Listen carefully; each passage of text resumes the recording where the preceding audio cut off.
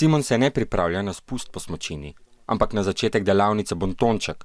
Skozi popolnoma zatemnjena očala in s pomočjo bele palice v roki preizkuša, kako se z ovirami na poti soočajo slepi in slabovidni. S palico je bilo težko, ker ne vidiš ničesar, moraš dobro poslušati. Poslušaš, da približno veš, kam moraš iti. Delavnico bontonček na podlagi lastnih izkušenj vodita Tina in Viki. Mladim pokažeta, s katerimi težavami se hendikepirani srečujejo.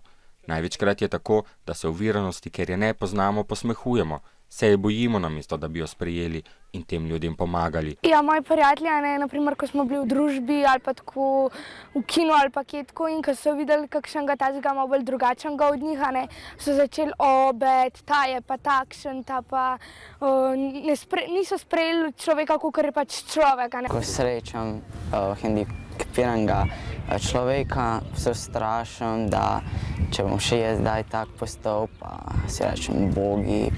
Hendikepirana oseba je tista, ki uporablja voziček, ima telesne ovire, je gluha ali naglušna, slepa ali slabovidna, lahko pa se tudi težje uči. Simon in Taja skozi druženje in zabavo marsikateri predsodek nadomestita s spoznanjem, da smo lahko vsi prijatelji, četudi smo si različni.